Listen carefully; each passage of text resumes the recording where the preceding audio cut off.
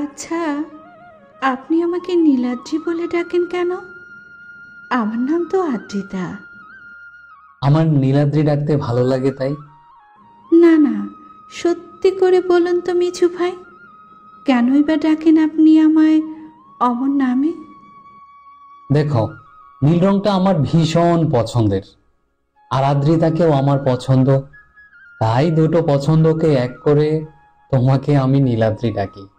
আর জানো, সাদা আকাশে ওই নীল রংটা কেমন মিলেমিশে একাকার হয়ে যায়, যেমন হৃদয়ের সাথে ভালো লাগাটা মিলে মিশে ভালোবাসার জন্ম দেয়। তুমি যখন নীল শাড়িতে সামনে এসে দাঁড়াও না, আমার হৃদস্পন্দনে কেমন এক ভালো লাগার কাঁপন ধরায়, মনে জমাট বাঁধে ভালোবাসার বিন্দু বিন্দু আবেগী আর্দ্রতা। খুব বললেন, নিজের মতো করে। এসব আসলে আবেগের কথা, কিন্তু বাস্তবতা গ্রহণ করে নেওয়াটা খুব কঠিন। একটা কথা কি জানেন, আকাশের নীলে যেমন সাদা মেঘ মিলে মিশে একাকার হয়ে যায়, তেমনি ক্ষতগুলো নীল বেদনায় মিলে মিশে একাকার হয়ে যায়। কষ্টগুলো কষ্টগুলো সত্যিই অদ্ভুত।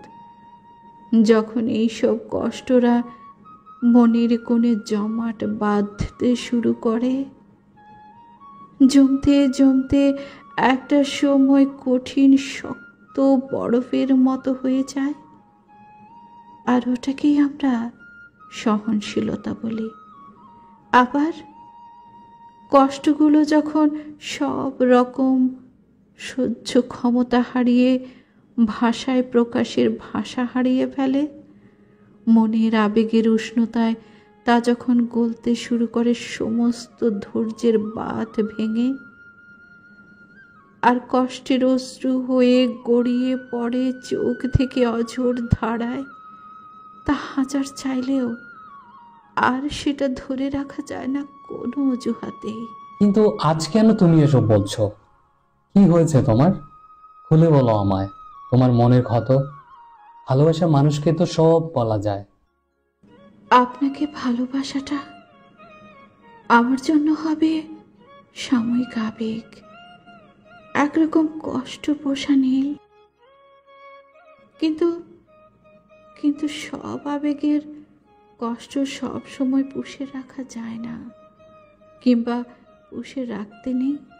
না না, এভাবে বলো না নীলাদ্রি। আমি তোমাকে সত্যি সত্যি ভালোবাসি, গ্রহণও করতে চাই ভালোবেসে, সামাজিক স্বীকৃতি দিয়ে। কিন্তু এর মাঝে আর কোনো কিন্তু নয়। আছে। আমি যে এক কপাল পোড়া বিধবা। আমাকেই কেন ভালোবাসতে যাবেন আপনি, গ্রহণ করতে যাবেন আপনি? এটা ঠিক নয়। কেন ঠিক নয়? আমাদের ধর্ম সমাজে তো বিধবা বিবাহটা নিষিদ্ধ নয়। তবে কেন, কেন তুমি আমার ভালোবাসা প্রত্যাখ্যান করছো এভাবে, বলো? তবুও